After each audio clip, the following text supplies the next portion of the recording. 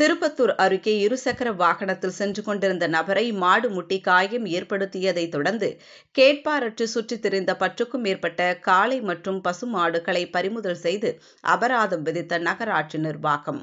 திருப்பத்தூர் மாவட்டம் திருப்பத்தூரில் ஆங்காங்கே பொதுமக்கள் வெகுவாக கூடும் மற்றும் நடமாடும் பேருந்து மற்றும் முக்கிய சாலைகளில் 100க்கும் மேற்பட்ட காளைகள் மற்றும் பசுமாடுகள் இரவு பகல் பாராமல் சுற்றித் திரிந்து பொதுமக்களையும் வாகன ஓட்டிகளையும் முட்டி அச்சத்தை ஏற்படுத்தி வந்தன.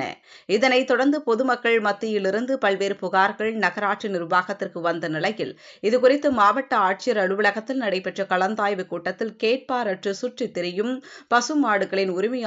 மீது நடவடிக்கை எடுப்பது குறித்து ஆலோசிக்கப்பட்டது. இதற்கிடையில் ஜோலார்பேட்டை ஒன்றியத்திற்குட்பட்ட பாச்சல் ஊராட்சி ஒல்லிபுரம் பகுதியில் வசித்து வெல்டர் தொழில் செய்து வரும் ஜீவா என்பவர் திருப்பத்தூர் அருகே தூய நெஞ்ச கல்லூரி பகுதியில் இருசக்கர வாகனத்தில் சென்று கொண்டிருந்த போது சாலையில் சுற்றித் திரிந்த காளை ஒன்று முட்டியதில் படுகாயமடைந்து வேலூர் தனியார் மருத்துவமனையில் தீவிர சிகிச்சை பிரிவில் அனுமதிக்கப்பட்டு சிகிச்சை பெற்று வருகிறார். இந்த சம்பவத்தை தொடர்ந்து நகராட்சி ஆணையர் திருப்பத்தூரில் சுற்றித் திரியும் 10க்கும் மேற்பட்ட பசுமாடுகள் மற்றும் காளைகளை பிடித்து வந்து அதன் உரிமையாளர்களுக்கு நோட்டீஸ் அனுப்பி 1000 ரூபாய் அபராதம் செலுத்தி பசுமாடுகளை பிடித்து செல்லுமாறும், மீண்டும் இதேபோல் பொதுமக்கள் கூடும் இடங்களில் உரிமையாளர்கள் பொறுப்பற்று பசுமாடுகளை அவிழ்த்துவிட்டால் அவற்றையெல்லாம் பிடித்து வந்து நகராட்சி மூலமாக ஏலம் விடப்படும் என்றும் எச்சரிக்கையுடன் விடப்பட்டது.